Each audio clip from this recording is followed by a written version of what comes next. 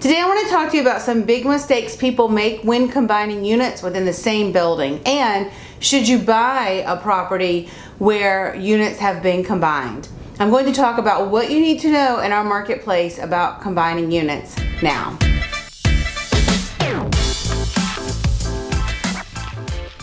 Hey everyone, my name is Jamey Prezzi. I'm a real estate agent in Miami-Dade and Broward counties, and today I'm going to talk to you about what you need to know about combining units within the same building or buying a property where units have been combined, and some big mistakes that people make when they're doing this, and just some things that you need to think through.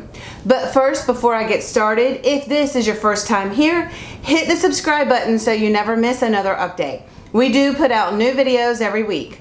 Also, use the link in our information box and download our free guide today.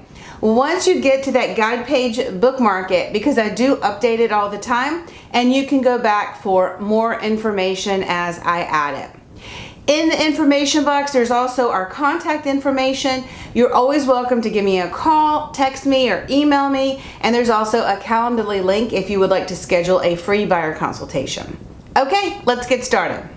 One of the first things that I want to preface this with is Ognjen and I often have our real estate hats on. So we're always thinking in terms of, if you buy this property and something happens down the road, can you resell the property? Because sometimes people just get so caught up in one specific property, and although it may be great, it may not be a great property to resell down the road just because of the location and the condition and then the functionality of that property.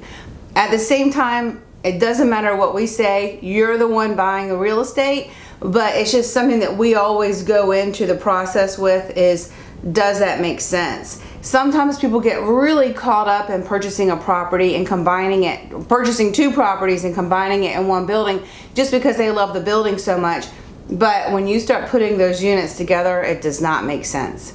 The next thing you need to really ask is, will the association even allow that? Because you have to make sure that the plumbing works, the electrical works, and do the rules of that association allow owners to combine more than one unit? Sometimes when an owner takes more than one unit and combines them, it changes the percentage of ownership within that building. It can create an issue for future buyers who are interested in buying in the building. Let's say, for instance, you have a building that has 5 units and one owner buys 2 units and starts combining them, then it changes the ownership percentage in the building, and that can create issues for financing. It's just something to think through if the association will even allow it, and sort of what happens after you do that. I do think that sometimes these types of combinations typically work a little bit better in the high-end luxury buildings, and the reason why is because the developers and the architects, they really built a lot of these buildings with sort of that intention. Like, if an owner wanted to take more than one unit on that same floor, does it make sense? And yes, it does, because it was developed with that in mind, that some owners may want to do that in the future.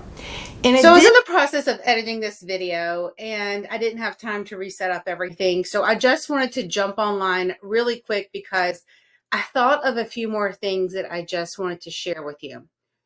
One big important thing to know, and just to keep in mind, is that when you start combining units, you are also combining the expenses of those units individually.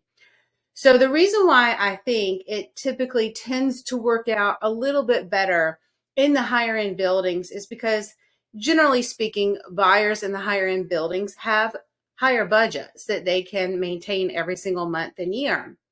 And so when you start combining units, you're combining the costs that are incurred on a monthly and yearly basis for monthly maintenance fees, utilities, insurance, property taxes, and etc. Everything that goes along with owning an individual unit is now combined into 2 or 3 or ever how many units are combined.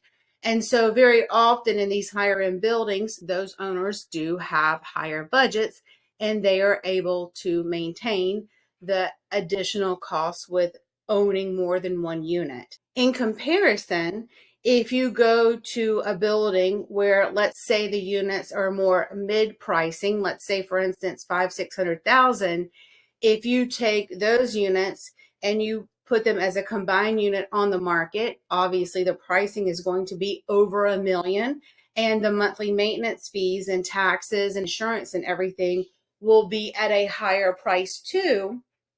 Now buyers will say, hey, should I just go ahead and spend that money on a unit that's already in a higher end building, because typically it will probably be a little bit newer with, more services and amenities. And also there is sort of the branding of the buildings as well. So does it make sense to do that in sort of the mid-price buildings? Because a lot of buyers who would be buying in those buildings may not be able to buy combined units. Buyers who can buy in those buildings are probably going to seek a unit maybe that's a little bit newer with better services and amenities. I had years ago a couple who had combined several units in a mid-price building, and we had this exact scenario happen. They love the building, they love the neighborhood, and so they just, out of love for that area and their building and their community, they took several units and combined them.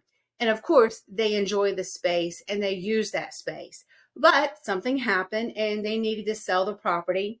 And when we put the property on the market, or properties on the market as one combined unit, it was very hard to sell because buyers were comparing that same price point to higher end buildings with better services, more amenities, etc.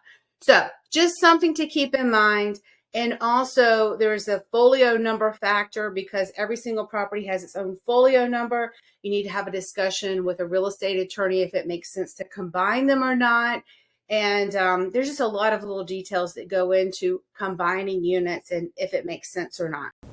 I think the biggest takeaway from all of this discussion is I just like to have these discussions so that people really think through the process of what they are doing when they are purchasing real estate in our area. There are a lot of little nuances with buying our local real estate, and sometimes there is more to the process than what you're presented just in a regular listing online. If you have more questions about buying real estate in our area, we are always here to be a resource for you, and we will see you soon.